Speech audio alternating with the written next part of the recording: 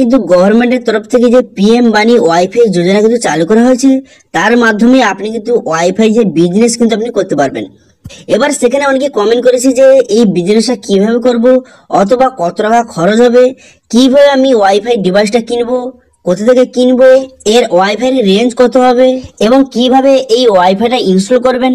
এবং আপনাদের সঙ্গে বলবো যে আপনি যে পিএম বাণী যে ওয়াইফাইটা নেবেন এর বেনিফিট কি কি রয়েছে, বর্তমানে যে অন্যান্য ওয়াইফাই গুলো রয়েছে তার থেকে পিএম বাণী যে ওয়াইফাইটা এর বেনিফিট কি রয়েছে, অথবা অন্যান্য ওয়াইফাই থেকে পিএম বাণী ওয়াইফাইটা কতটা আপনাকে বেনিফিট দেবে, সেটা কিন্তু এই ভিডিওতে আপনাদের বলবো।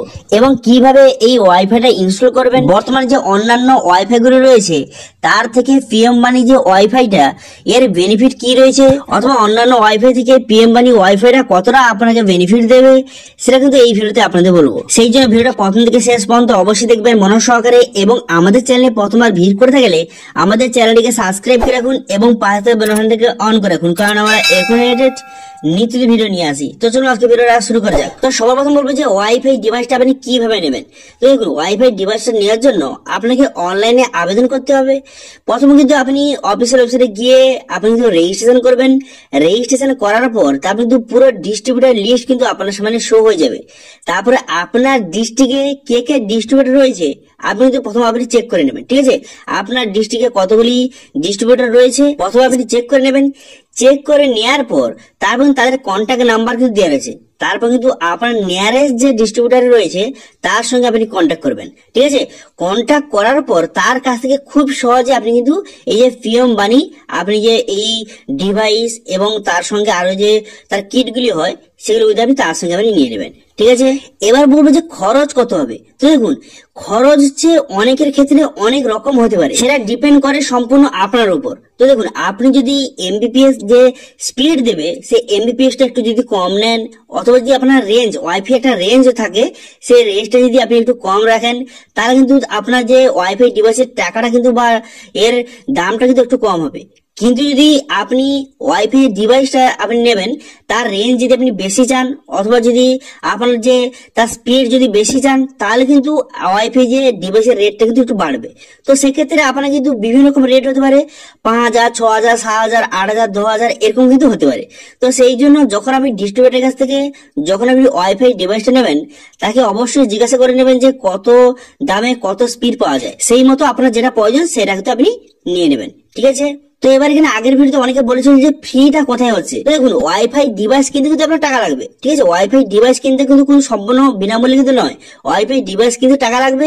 কিন্তু ফ্রিটা হচ্ছে আপনি যদি অন্যান্য ওয়াইফাই ডিভাইস কিনেন তাহলে কিন্তু প্রত্যেক বছর কিন্তু তাকে একটা রিনিউয়াল করতে হয়। ঠিক আছে, প্রত্যেক বছর রিনিউয়াল বা আপডেট কিন্তু করতে হয়, সেই জন্য একটা খরচ কিন্তু রয়েছে প্রত্যেক বছর। কিন্তু এই যে পিএম বাণী ওয়াইফাইটা আপনি একবার নিয়ে নিলেই আর কিন্তু কোন রকম রিনিউয়াল অথবা কোন রকম কিন্তু টাকা খরচ হবে না। তো সেই জন্য কিন্তু একবার ওয়ান টাইম আপনি কিন্তু এই ডিভাইসটা কিন্তু কিনতে হবে, ডিভাইস কিন্তু আপনাকে ফ্রিতে দেবে না।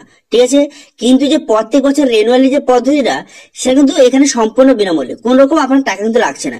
ঠিক আছে, আচ্ছা এবার বলবো স্পিড। তো স্পিড আপনাদের বললাম যে আপনি যেই হিসাবে বা যেই দামে আপনি ওয়াইফাই ডিভাইস নেবেন সেই হিসেবে স্পিডটা দেবে, এবং রেঞ্জ হচ্ছে সেম একই। আপনি যেরকম টাকা দিয়ে ওয়াইফাই ডিভাইসটা নেবেন সেরকম কিন্তু রেঞ্জটা বাড়বে।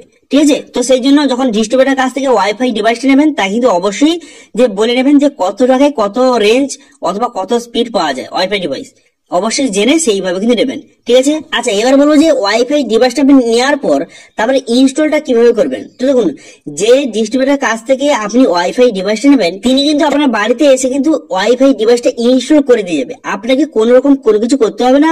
আপনার বাড়িতে কিন্তু সেই যে ডিস্ট্রিবিউটারের কোনো মানুষ এসে কিন্তু আপনার বাড়িতে ইনস্টল কিন্তু করে যাবে ওয়াইফাই ডিভাইসটা। ঠিক আছে, এবং তার জন্য আপনাকে কোনো রকম চার্জ কিন্তু দেওয়ার দরকার নেই। সেই টাকার মধ্যে আপনার যে ওয়াইফাই ডিভাইসটা কেনার মধ্যে তার কিন্তু টাকাটা কিন্তু ধরে নেবে তারা। ঠিক আছে, আপনাকে আর এক্সট্রা ভাবে কোনো রকম টাকা দিতে হবে না। এবার আপনাদের বললে কি যে অন্যান্য ওয়াইফাই ডিভাইসগুলো রয়েছে তার সঙ্গে যে পিএম বাণী ওয়াইফাই যে ডিভাইসের এর পার্থক্য কি বা এর বেনিফিটটা কি রয়েছে সেটা কিন্তু এবার বলবো আপনাদের।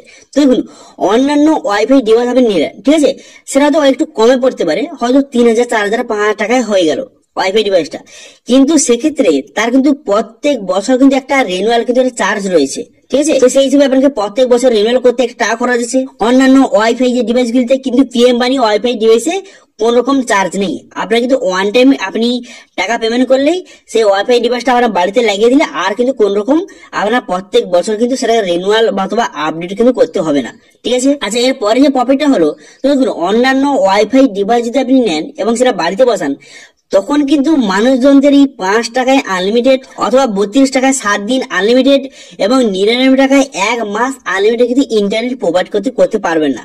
কারণ কিন্তু সেক্ষেত্রে আপনার কিন্তু খরচ অনেক পড়ে যাবে। কিন্তু পিএম বাণী যে ওয়াইফাইটা, এর মধ্যে কিন্তু কাস্টমার নিজেই কিন্তু সেই রিচার্জটা করে নেবে যে 5 টাকায় 1 দিন, 32 টাকায় 7 দিন এবং কিন্তু 99 টাকায় 1 মাস আনলিমিটেড ইন্টারনেট ইউজ করতে পারবে।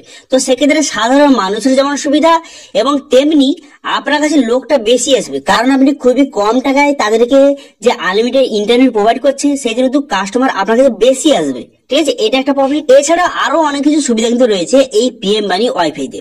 এবার আপনাদের বললে কি যে আপনি টাকাটা ইনকাম কিভাবে করবেন, টাকাটা যে আপনার ইনকামটা হবে সেটা কিভাবে আপনার অ্যাকাউন্টে এসে সেটা একটু আপনাদের বলে দিই। তো দেখুন, তো প্রথম কিন্তু আপনি ওয়াইফাই ডিভাইসটা আপনার বাড়িতে অথবা দোকানে কিন্তু ইনস্টল করে নিলেন। ঠিক আছে। তো তারপর কিন্তু সবাইকে বলতে হবে যে আপনি 5 টাকায় 1 দিন সারাদিন আনলিমিটেড ইন্টারনেট এবং কিন্তু 32 টাকায় 7 দিন আনলিমিটেড ইন্টারনেট এবং কিন্তু 99 টাকায় 1 মাস আনলিমিটেড ইন্টারনেট কিন্তু প্রোভাইড করছে। তো সেই হিসেবে সবাইকে বলে কিন্তু সবাই অবশ্যই নেবে, কারণ কিন্তু খুব কম টাকায় আপনি প্রোভাইড করছে, সেই জন্য কিন্তু সবাই নেবে। তো তারা আপনার যে ওয়াইফাই ডিভাইসে কানেক্ট করার সঙ্গে সঙ্গে তাদেরকে একটা রিচার্জের কিন্তু অপশন চলে আসবে। ঠিক আছে।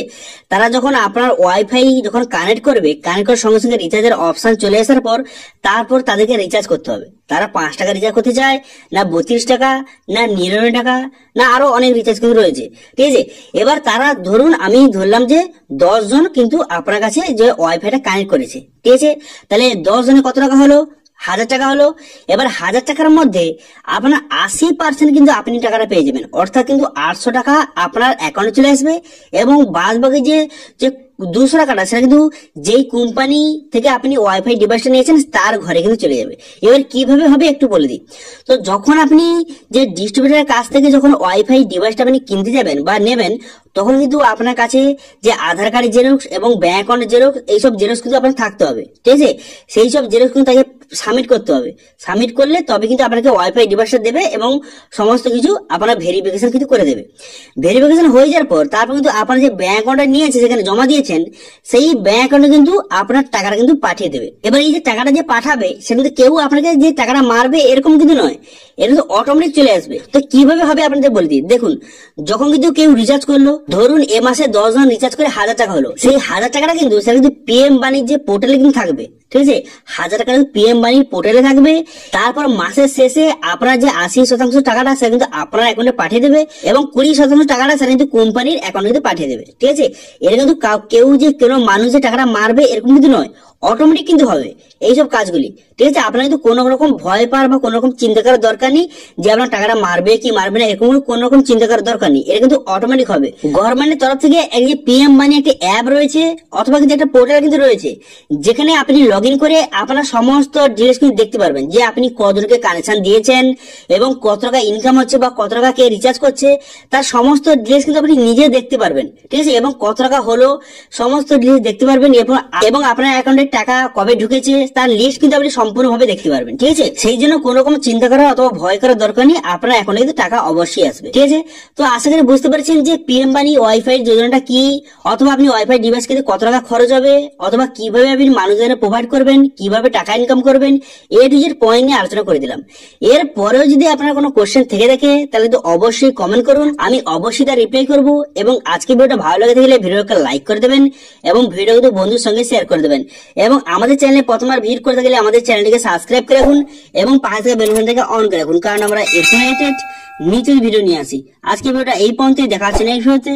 Thank you.